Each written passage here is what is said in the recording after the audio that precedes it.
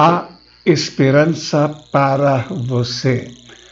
Seja muito bem-vindo, prezado amigo, para a apresentação de uma nova série de estudos sobre esse tema, Há esperança para você, direcionado especialmente para pessoas que estão em sérios conflitos sobre a possibilidade do alcance da graça de Deus na sua vida. A Bíblia diz, ora, para aquele que está entre os vivos há esperança. E você, como uma das pessoas que está entre os vivos, ainda há esperança, não importa o que tenha acontecido na sua vida. E nesse primeiro estudo queremos falar especificamente a respeito da esperança do perdão de Deus. Posso ser perdoado ainda por Deus? É uma dúvida que muitas pessoas estão carregando. Já encontramos essa dúvida na vida de Caim, lemos em Gênesis 4, verso 13, então disse Caim ao Senhor, é maior a minha maldade que a que possa ser perdoada.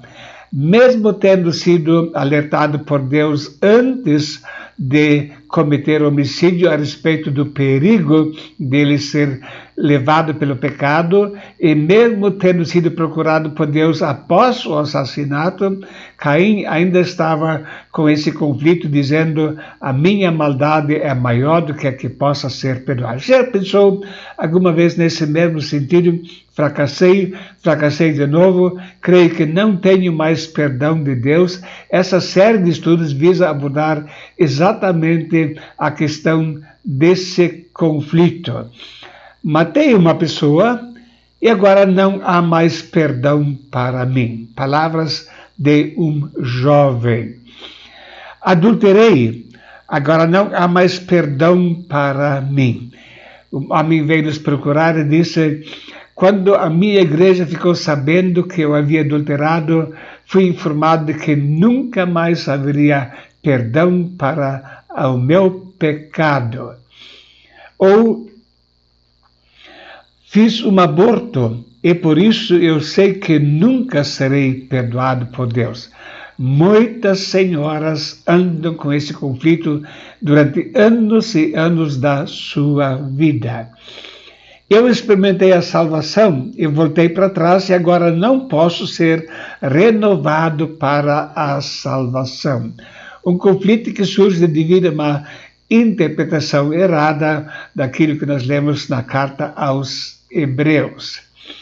Me prostituí e contaminei muitos homens com HIV. Para mim já não há mais esperança de perdão. Palavras faladas por uma pessoa que estava nos últimos dias da sua vida e estava morrendo devido à doença HIV. Então, muitas vezes vem momentos de desespero e as pessoas estão sem esperança na sua vida e não conhecem a possibilidade de perdão. Por isso, recorrem muitas vezes a vários métodos para tentar suportar a sua angústia. Tomo remédio tarja preta para suportar a minha angústia.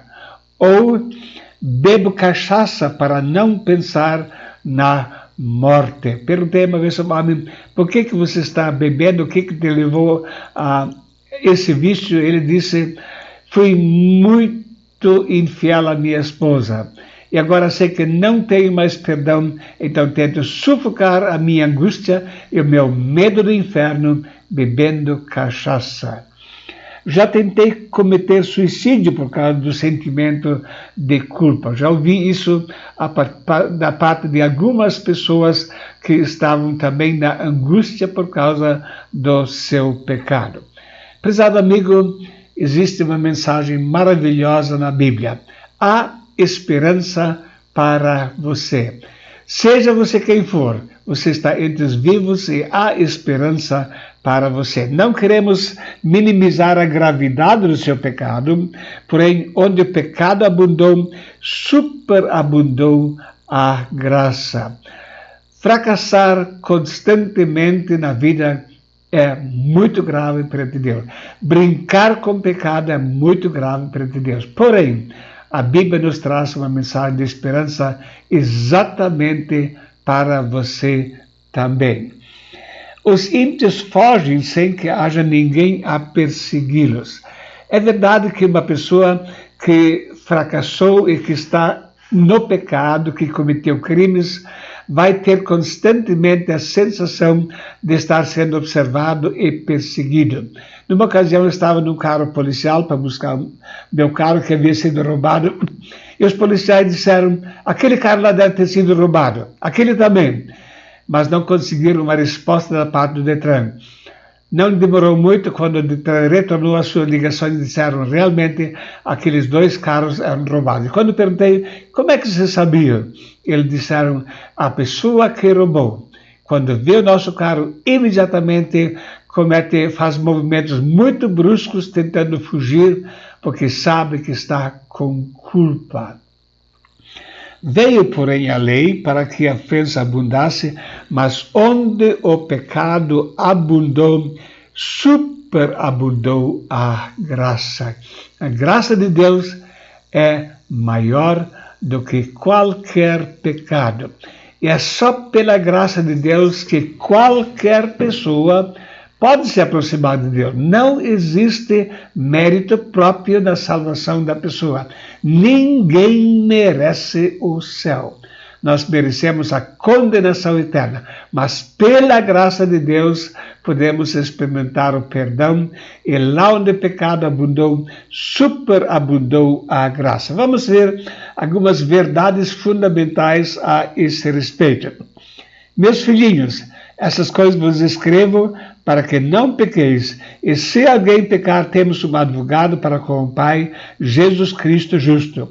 E ele é a propiciação pelos nossos pecados, e não somente pelos nossos, mas também pelos de todo o mundo. Note aqui, ele é a propiciação pelos nossos pecados, e não somente pelos nossos, mas também pelos de todo o mundo.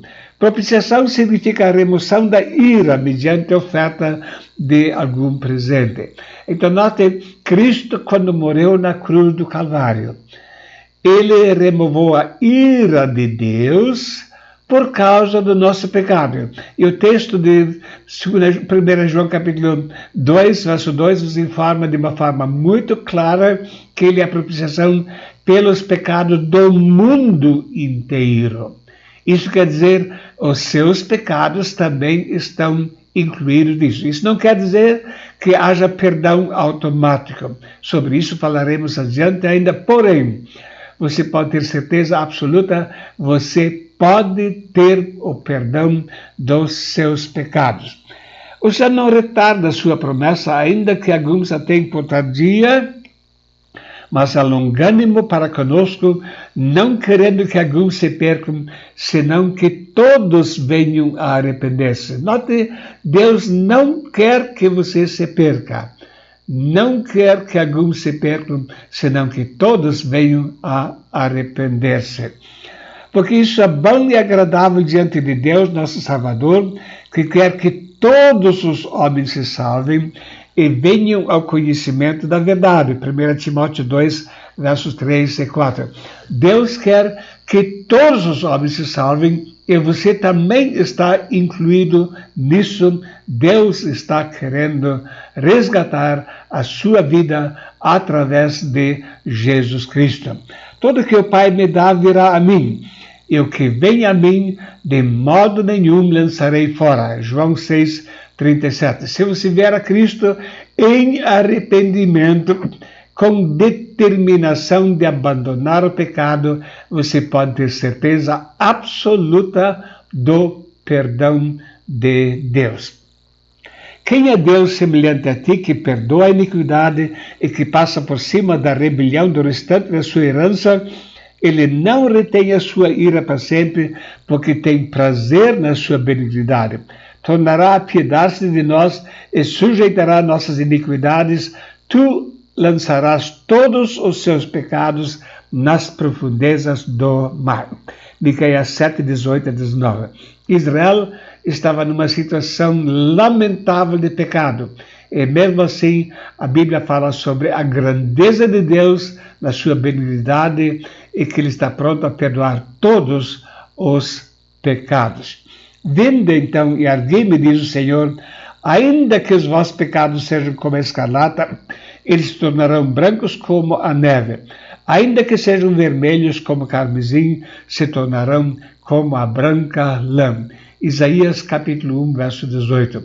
Então, não importa a gravidade do pecado, se você está arrependido, disposto a se converter e receber o perdão de Cristo, você vai ser beneficiado pela graça de Deus. O perdão somente é possível mediante o sacrifício de Jesus Cristo na cruz. Antecede uns para com os outros benignos e misericordiosos, perdoando-vos uns aos outros, como também Deus vos perdoou em Cristo. Efésios 4, 32. Deus vos perdoou em Cristo. Deus não deixa simplesmente de fazer de conta que a pessoa não pecou. Não. Deus leva o pecado muito a sério, mas Ele nos perdoou em Cristo, quer dizer, pelo mérito de Cristo e não pelo mérito próprio. Mas Ele foi ferido por causa das nossas transgressões e moído por causa das nossas iniquidades. O castigo que nos traz a paz estava sobre Ele, e pelas suas pisaduras fomos sarados. Isaías 53, verso 5. Ele tomou sobre si as nossas transgressões. Ele foi ferido por causa das nossas iniquidades. O castigo que nos traz a paz estava sobre Ele. Quer dizer, o castigo pelo pecado já foi executado sobre a pessoa de Jesus Cristo. Deus não perdoa sem que haja punição, mas essa punição caiu sobre Jesus Cristo e por isso, por Ele e somente por Ele, nós podemos ser perdoados. Arrependimento e conversão são necessários para receber o perdão. Arrependei-vos, pois, e convertei-vos, para que sejam apagados os vossos pecados e venham assim os tempos de refrigério pela presença do Senhor. Atos 3:19. Note aqui, ele fala sobre arrependimento e conversão para que os pecados sejam apagados. Não existe uma salvação superficial e leviana. A pessoa arrependida de seus pecados e disposta a abandonar a prática do pecado, essa sim tem o perdão dos pecados. Não basta você dizer, eu quero receber a Cristo para entrar no céu. Não, a Bíblia coloca muito clara essa questão, essa mensagem do arrependimento. Foi trazida primeiro por João Batista, depois por Jesus e depois pelos apóstolos. Sim, o arrependimento e a conversão são necessários para o perdão dos pecados. Então a pessoa deve reconhecer que é pecador terrível perante Deus, que estava indo no caminho do pecado. Conversão quer dizer dar meia volta, abandonar a prática do pecado, e depois sim vem o perdão dos pecados. Mas surge ali uma dúvida. Será que eu vou conseguir viver 100% sem pecado? Não, não vou conseguir. Em 1 João capítulo 1, verso 8, nós lemos, se dissermos que não temos pecado nenhum, nós mentimos, e a verdade não está em nós. Mas o texto continua, mas se confessarmos nossos pecados, Ele é fiel e justo para nos perdoar os pecados e nos purificar de toda a injustiça. Meu amigo, não pense em receber a salvação continuando a desfrutar as delícias do pecado. Não. O arrependimento e conversão são necessários, mas mesmo depois vamos ainda ter fracassos, não vamos estar vivendo uma vida completamente santa conforme a do agrado de Deus, mas então, depois de termos convertido e termos realmente recebido a salvação e o senhorio de Cristo, então não há mais condenação sobre a nossa vida.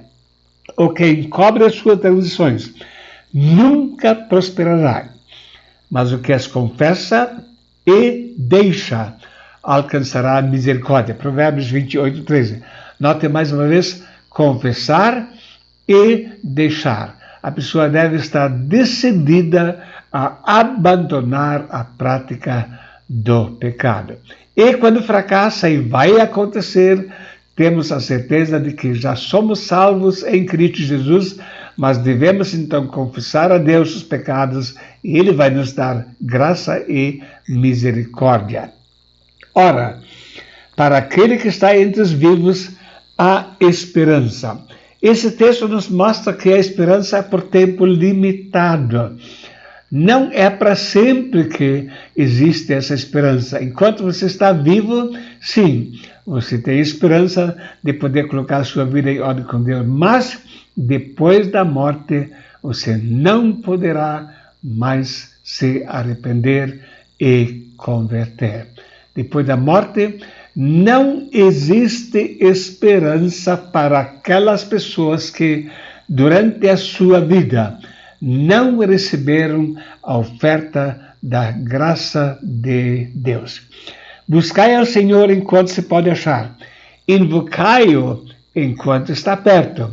Deixe o ímpio seu caminho e o homem maligno seus pensamentos e se converta ao Senhor, que se compadecerá dele, e torne para nosso Deus, porque grandioso é em perdoar.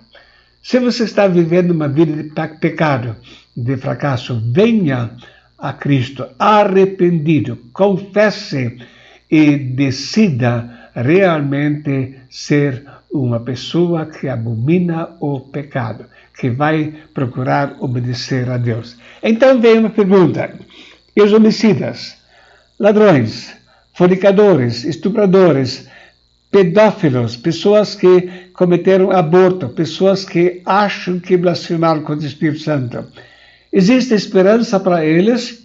Bom, esse primeiro estudo foi um estudo de introdução para o tema, e nos próximos estudos dessa sequência queremos abordar temas específicos sobre várias categorias de pecado e ver o que a palavra de Deus ensina. Porém, seja você quem for, você está vivo e ainda há esperança para você.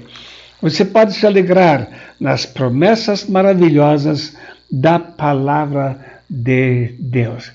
E que Deus o abençoe nessa sequência de estudos da palavra dele, para que a sua vida seja colocada em ordem com Deus e você possa se regozijar na salvação pela graça de Cristo. Que Deus o abençoe ricamente. Amém.